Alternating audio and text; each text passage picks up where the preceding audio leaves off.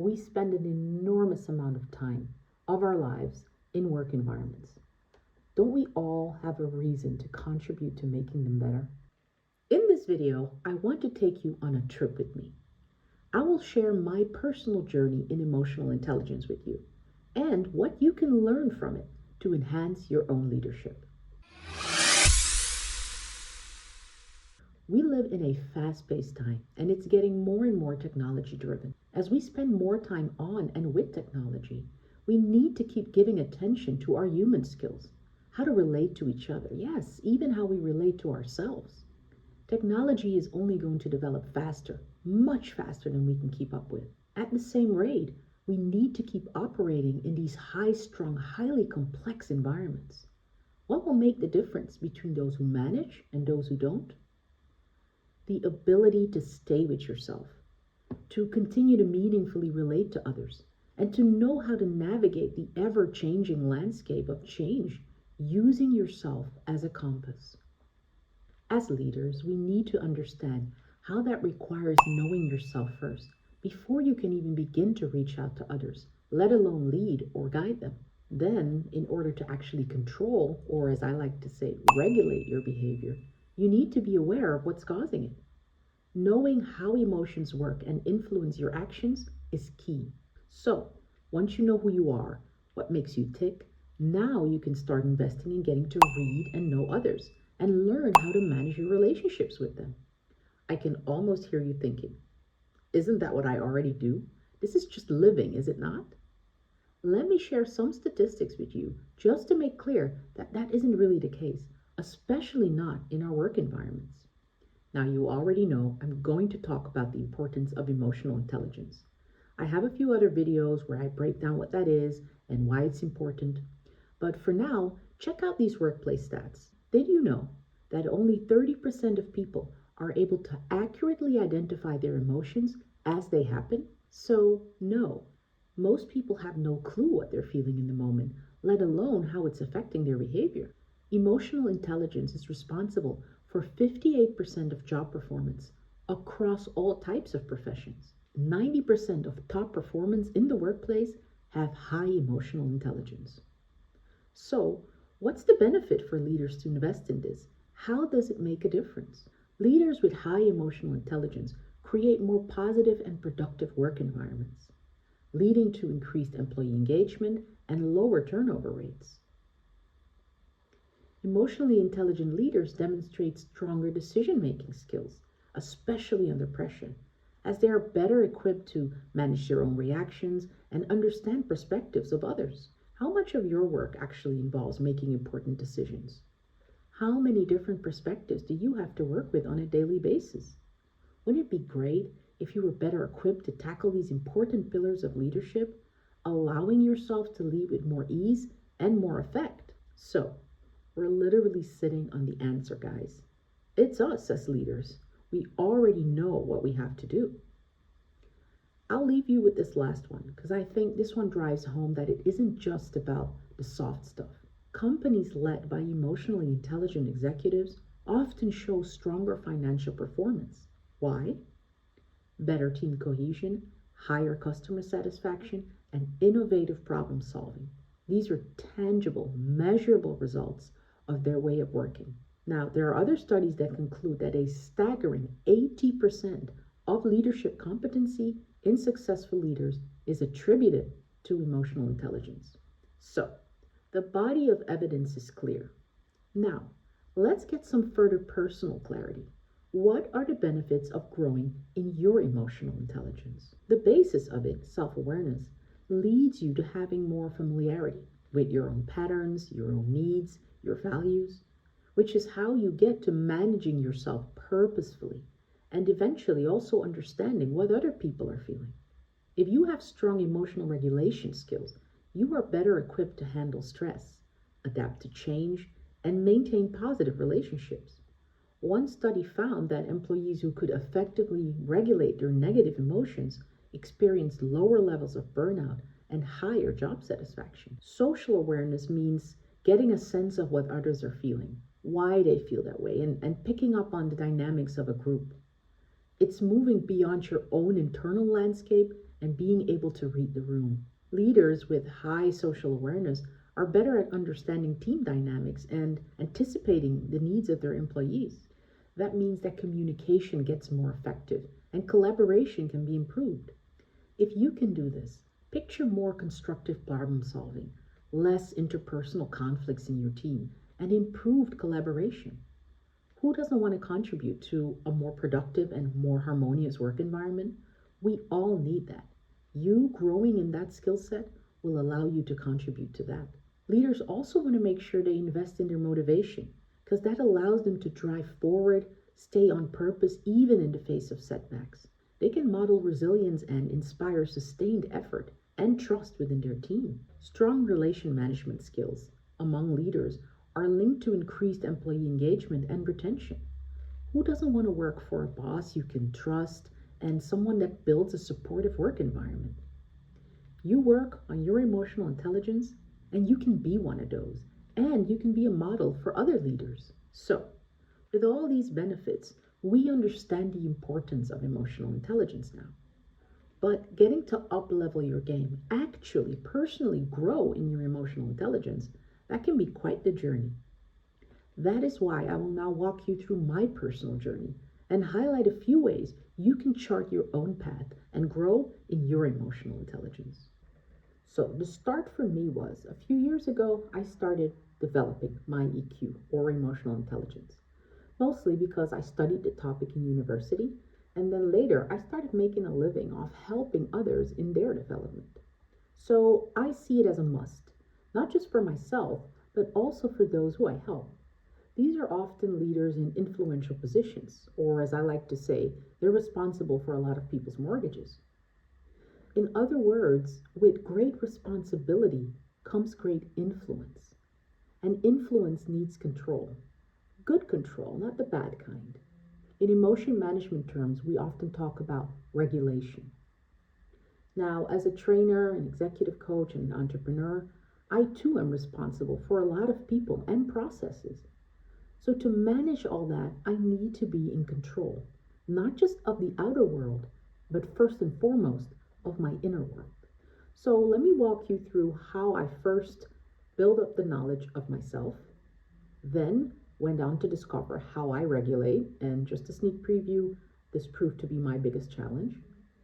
Next, we'll focus on how I try to practice social awareness and how I was able to improve my relationship management skills and how you can do the same. So, first off, awareness is the foundation. So, that means there's really no point in trying to get better at relationship management, which is kind of like the last stage in EQ, if you haven't invested in getting clarity on what makes you tick from an experience point of view. What that means is you can catch it while it's happening. Catch what? Your emotional state in the moment. For me, what this meant was that before I would get like maybe really upset or feel really sad, and I wasn't always able to point it out. And I would lead to having this sort of confused, sometimes even frustrated state, and I would stay in it for quite a while. Now, over the years, I learned not only to zoom in on my emotions without needing to suppress them, but I learned to embrace them as signals and not to judge them. There are no good or bad emotions, really. They all have a function of their own, a purpose, so to say. Yet what we often judge is the misguided expression of them. And that's not really fair because it's not actually the same thing. Here's what I did to get better at tracking my emotions in real time. It comes down to three things. First, stop. Literally, stop. Physical stop moments are one of the best ways to interrupt automatic patterns and get familiar with emotions that you often experience. The second one, and this took me a while, I'll be honest, is it felt a little weird in the beginning, but it's naming the emotions. It helps to put language to what you're experiencing, and it heightens your awareness while it can lower the tension that they're causing in the moment. It's like you're giving recognition to what they mean. And the third one is my lifesaver, regular reflection periods. I literally ended up spending more time with myself, my thoughts, my feelings, and the relationship between them. And that made all the difference. We spend a lot of time interacting, socializing with others, being there for them. Don't you think the most important person to give attention to if you want to better your relationship with others is you? It really took years to level up on my self awareness, but I can tell you it is so worth it. I can bounce back from emotional events or even relapses so much faster now. I'm more empathetic to myself, which helps me to be more patient and understanding to others. And finally, I'd say a more balanced view of yourself and the ability to choose your response before it runs you, it gives a sense of freedom that is amazing. So, it all starts with self awareness. That's where you begin your journey. Now, when it comes to the second part, self regulation, here's what I learned. When it came to handling emotions, like after you're able to identify them and maybe even name them, I personally had a real challenge there. What I had to learn is to regulate instead of react. And that was my biggest challenge. I remember this moment. It was during a live training. Actually, I hadn't even gotten into the point of training yet. We were still with my team exploring what we were going to do for this client. And someone in the group pushed all my buttons publicly. And I felt the heat rise. Now, old me would have met that fire with fire. I mean, this guy was challenging me mid session, and my first instinct was to fire right back or maybe even freeze. And I remember having to dig really deep to recall what I'd learned because he wasn't just being critical, he was attacking and challenging my reason for being there. I managed to pause. Remember? That's what I practiced. And what I did is I asked a question instead of reacting. And that moment right there, it changed me. Because that was a moment where I could see how powerful it is when you don't give your emotions the steering wheel, you keep them in the passenger seat, and you choose the road. Now, the thing is, we still had a lot of work to do in that organization. And my reaction in that moment allowed us to have a continued conversation that proved incredibly helpful in shaping the solution I was bringing. This person felt heard and became one of our biggest allies and assets to the final approach that we developed. He actually became part of that process. He was able to own part of it rather than just being a critic, which is how he appeared to me in that moment. The payoff, other than feeling in control and having a sense of direction, is that you start showing up differently in the world, relating to others in a new way. For me, this was a moment where I realized EQ isn't just theory. In that moment, it was my reputation, my power, and my peace in motion. So, like I said, it all starts with self awareness and then slowly building the ability to shift in the moment. That is a huge asset. Now, you've just heard my personal growth moments in self awareness and self regulation, how I went from being run by emotions to choosing my response, even under pressure. That ability to pivot in the moment, it changed a lot of things for me. But what happens when you've done the internal work and now you're ready to take it to the next level? Maybe you know your triggers and you can pause before you snap, but you still lack the consistent drive to execute on your vision. Maybe you recognize this, that you're waiting for the feeling of motivation to hit and then it just doesn't. The next pillar of emotional intelligence, motivation management, is where you move from surviving the day to actively leading your life and your team. We're going to talk about a brutal truth. Motion is not the same as emotion. And why showing up when no one is clapping is the most powerful thing you can do. Stick around because this is where we turn internal control into external influence. Another key part to emotional intelligence is motivation, and especially how to deal with it when it feels low. My conclusion in growing my motivation was that motion is not the same as emotion.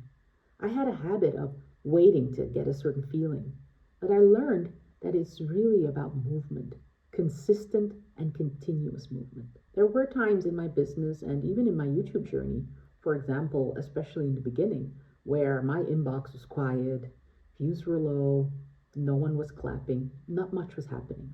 And I started to feel like, what's the point? What the biggest transformation in me was, I stopped looking at discipline as punishment. And it became a road to freedom for me. There were times when I hoped that my inbox would be fuller, that I could get more views, but really no applause. And then it's really easy to go, what is the point of all this? Maybe that's something you recognize in your own leadership journey. Perhaps you're trying to launch something with your new team, or maybe build another way of working, and things just aren't showing up in the way you expect. You might feel fatigued and wonder, what's the point of continuing? Now, the thing that really helped me is I kept moving and showing up, even in small ways. Not because I liked it, but because I wanted to face a version of me that I respect. That version of me had to become someone who's willing to do the work, even with no applause. So I kept showing up. For me, that meant I drafted, I outlined, I published, I kept making proposals, even if I didn't know if they were going to succeed. And you know what? Some results did start to move, though not everything and not instantly, and not huge, but they did move. So, the exercise of creating motivation in yourself is about trusting the process and not just looking at results. And the payoff I experienced is that when things started shifting, I had already built that muscle and I was no longer dependent on just the emotion, just the feeling or the vibe to continue. That is a great asset to me still to this day, especially when I start a new project or I launch into things that are still unknown. Now, in this world where insecurity is rampant, and often we as leaders, we have to be innovators, we have to lead the pack. That ability to keep putting one foot in front of the other without expecting it to feel a certain way is a very useful skill.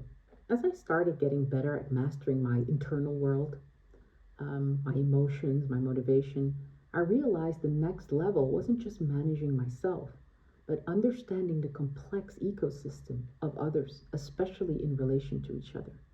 Now, social awareness means you move beyond your own internal landscape and you're able to truly read the room. Now, before I intentionally worked on this, I was often reactive. So if someone seemed withdrawn, I would assume it was directed at me. Or if a meeting felt tense, I would focus on, what's the script, what's the goal here, and sort of power through it. So I was hearing words, but I wasn't always seeing people. Now, the shift came when I began to treat each interaction not just as a chance to speak, but as almost a live study in human behavior. It was extremely valuable for me to spend some moments observing. I recall we were at a project review meeting and we were just about to launch a pretty big project for us with a small team, and I noticed the energy just felt off. Everyone was technically agreeing to the plan, but there was this quiet undercurrent, resistance, but not named out fully. Now, old me would have been relieved. We've got vocal agreement, let's rush to finalize action items and get to work. But I've been practicing this silent observation. So I intentionally held back and I started focusing on the nonverbal cues. I noticed the lead engineer, who was external to our company, but who was usually very expressive, was leaning back, arms crossed, making zero eye contact with the project manager. And the marketing lead kept tapping her pen. It was these anxiety signals that I'd seen before. Verbally, I heard yes, but non-verbally, they were signaling some kind of a slowdown, or maybe something was coming to a head. Now, instead of moving on, I did the same thing I sometimes had to do in client meetings, but now with people that I worked with. I paused the agenda and I went for acknowledging what was unspoken, but clearly for everyone to feel the tension in the room. So I said something along the lines of, I appreciate this verbal commitment to the timeline. It seems like everybody's willing to move forward, but I am sensing some hesitation in the room. So before we close, could we take a minute to discuss any roadblocks or anxieties that we haven't named yet? I noticed the engineer immediately leaned forward and he shared a critical, overlooked, more of a technical dependency. And then the marketing lead admitted that her team was completely stretched thin and the proposed timeline was simply impossible for them. So in this case, the payoff was immediate. By reading the nonverbal cues and responding to them, the body language, the micro movements, the energy, I uncovered two huge risks that would have easily derailed the entire project later. But because I chose observation over immediate input or judgment, we transitioned from this sort of fake consensus to constructive problem solving in minutes. We were able to turn things around, create more openness, and eventually, structure things around more realistic timelines. That moment taught me that leadership requires that you listen with your eyes and your gut, not just your ears. So, developing social awareness is how you anticipate challenges, how you manage team friction before it explodes, and ultimately, it allows you to lead not just with insight, but with foresight. The last point, relationship management, is a trait that will make you a better leader for sure.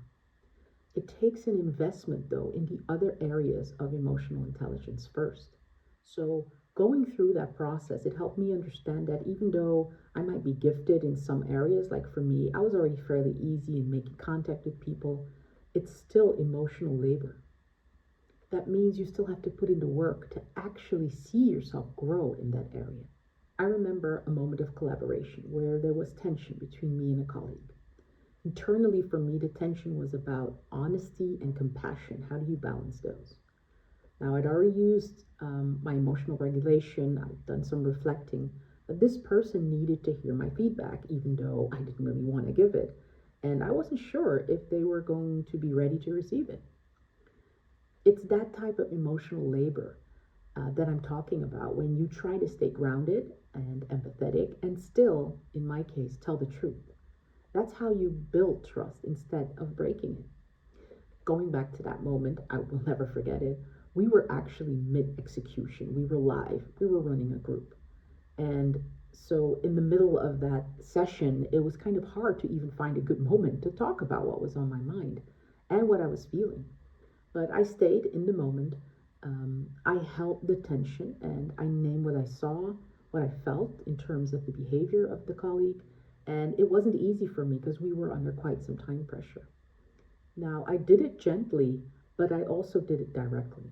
And I noticed him pushing back a little, which is kind of what I expected. But shortly after, I saw him actually take it in. Now, the most important lesson it taught me is that leadership isn't always about having the answer or even telling the other person the truth as it is in your mind or the way you think it should be. It's about holding space. And that could be for yourself. In my case, very important, the truth, but also the human being on the other side, all at the same time. And what it taught me is emotional intelligence isn't something you learn overnight. It's the small steps coming back to that emotional labor time and time again.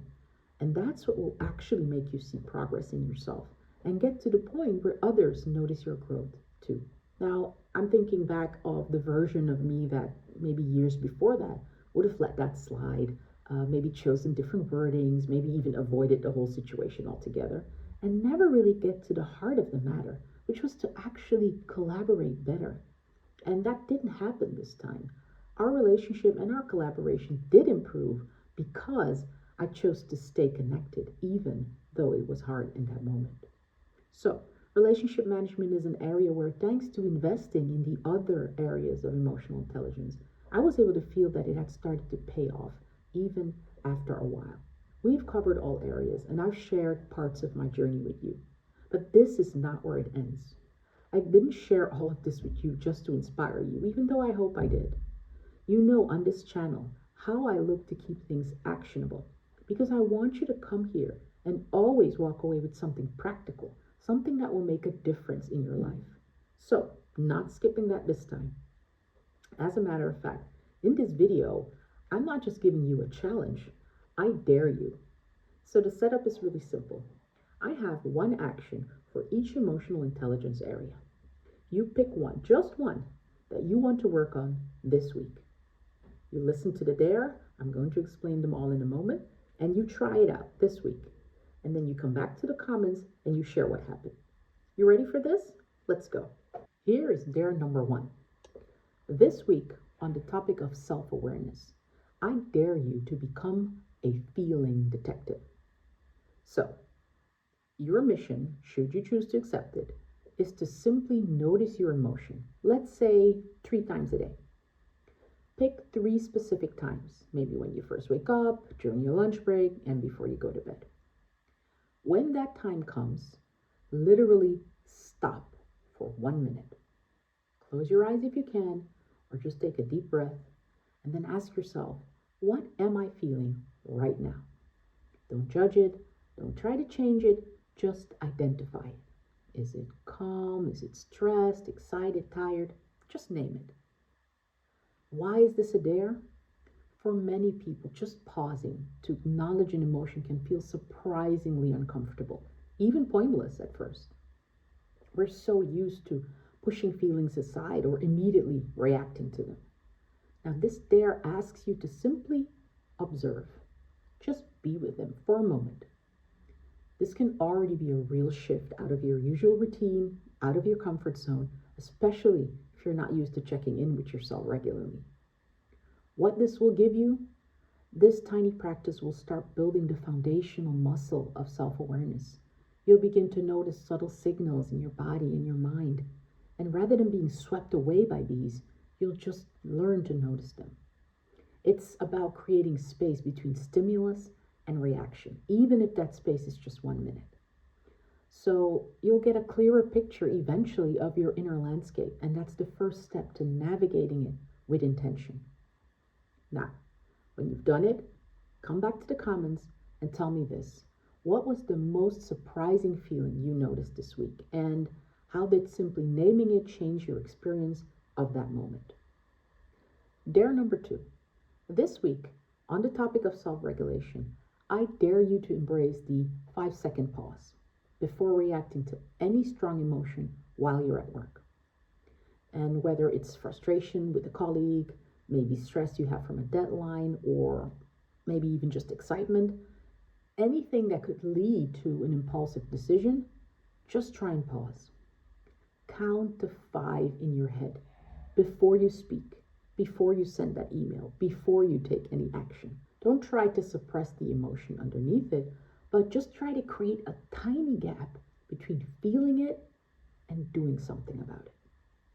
If you want to level this up, let the silence last 10 seconds and just see what happens.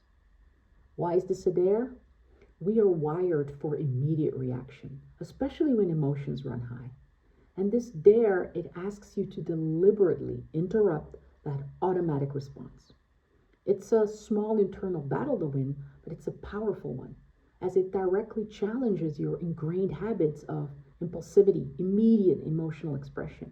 It might feel awkward, maybe a little bit artificial at first, but that is actually where the growth begins. So what this will give you, it will help you build your capacity for self-control. It will give you precious moments where you can choose your response rather than be driven by pure emotion. You'll likely notice a difference in the quality of your interactions and your decisions. It's about gaining agency over your emotional experience, even if it's just for 5 seconds. You'll find yourself moving from simply experiencing emotions to actively directing your own behavior. Now, when you've done it, come back to the comments and tell me this. What was the situation where you successfully used the 5-second pause this week? And how did that small delay change the outcome of your personal feeling about it? Again, we're working in small steps. It's not about big results. It's about staying in motion. Dare number 3. This is on the topic of motivation. I want you to try what I call the silent rep challenge. This is what it means. Pick one small action, preferably something you've been avoiding. Maybe it's something important but thankless, like writing or planning or exercising. Do it every day for 5 days in a row, even when nobody sees it. Track how it feels when you finished. Watch what shifts in your mindset. It's not about being focused on the outcomes. Now, why is this a dare? Sometimes discipline can feel like the opposite of freedom. We often tend to wait for a surge of emotion, for motivation to come to tackle the hard things. This challenge flips the script. It asks you to find freedom in the commitment, the motion to a thankless task, maybe something that doesn't even mean that much. What it does is it removes the expectation of immediate reward or external validation, and it forces you to rely purely on your internal commitment. It's actually an exercise to strengthen your mental power. It's not a productivity hack. It forces you to define yourself by your actions and not your feelings. What it will give you is that by consistently completing a task purely based on intention, you can start disconnecting your behavior from your emotional state. You learn that you can take effective action even when you don't feel like it. And that's a practice that helps you build resilience, and it deepens your level of self-trust because you know that you will show up for yourself regardless of the vibe. This kind of self-reliance is the engine for sustained leadership and innovation. It allows you to lead with consistency, especially during periods of uncertainty. Now, when you've done it, come back to the comments and tell me, what was the silent, thankless task that you committed to for 5 days? And what is one unexpected shift that you noticed in your mindset, so not the results, after you completed the challenge? I can't wait to hear this one. We're moving on to dare number 4. I dare you to become a silent observer, to practice your social awareness. So, you can try this in maybe 2 or 3 different meetings or any team interactions. For each one, make a conscious effort to say absolutely nothing for a period of 5 minutes. If you're opening or you're the chairman, it's probably easier once the meeting is started and you're not, on topic anymore. But when you do get the chance, focus all your attention on observing everyone else. Pay close attention to nonverbal cues. Who makes eye contact with who? What's the body language of the person speaking? Who leans in? Who leans back? Notice where the energy shifts in the room and maybe also connected to certain topics that are brought up. After those 5 minutes, you can participate as usual, but carry that observational lens with you for the rest of the interaction. If you want to level up, try something else. Try to predict who's going to speak next, or maybe what is the person feeling before they express it verbally. Why is this a dare? In many work environments, there's an unspoken pressure to contribute, to show you're engaged by speaking up. This dare asks you to actively resist that urge and instead focus on receiving information. Now, it can feel uncomfortable to intentionally hold back, especially if you're used to being a vocal participant or you feel the need to prove your value through immediate input. It also challenges your usual way of processing information because you're moving from internal thought to external observation. Here's what I think this will give you. This practice will sharpen your ability to read the room, to pick up on these subtle social cues, and understand unspoken dynamics. You'll gain a richer, more nuanced understanding of your colleagues' perspectives and their emotional states, even before words are exchanged. This deeper insight is crucial if you want to have conscious influence, because it allows you to tailor your communication and your actions to resonate more effectively with others. That's the whole point of social interaction, right? You want to move beyond just hearing words, but you want to truly understand the context and also the emotional landscape of what's going on in our interaction. And this observing mind, this observing perspective will help you to cue into that more accurately. Now, when you've done it, come back to the comments and tell me, what was one verbal cue you noticed this week that you would have completely missed before if you hadn't focused on it so consciously? And how did observing it change your understanding of that interaction? We've come to dare number 5. This is about relationship management. I dare you to try what I call the vulnerability ripple.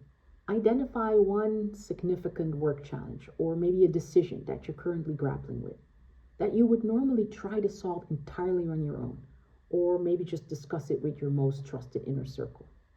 Instead, choose one colleague or a team member outside of your usual circle, someone you want to deepen your connection with, or perhaps someone whose perspective you don't typically seek out. Now, approach them and in a genuine way, share your challenge. Frame it not as asking for a solution, but as seeking their unique perspective, or even just openly admitting that you have some uncertainty or you're struggling with it. Let them know that you value their input, you want to hear their thoughts, their insights, and you don't expect them to solve it for you. Why is this a dare? As leaders, we are often conditioned to project this image of competence and control, almost as if we always need to have all the answers. Leaning into vulnerability like this by openly sharing a challenge or an uncertainty with someone, especially if they're outside of your comfort zone, it can feel counterintuitive and maybe even feel like I'm exposing myself to risks. The thing is, it requires stepping away from that image of the leader as the sole problem solver. That's a mindset, and it actively invites you to gather other people's input. And that can be a significant shift in behavior, and see it as a test of trust and openness.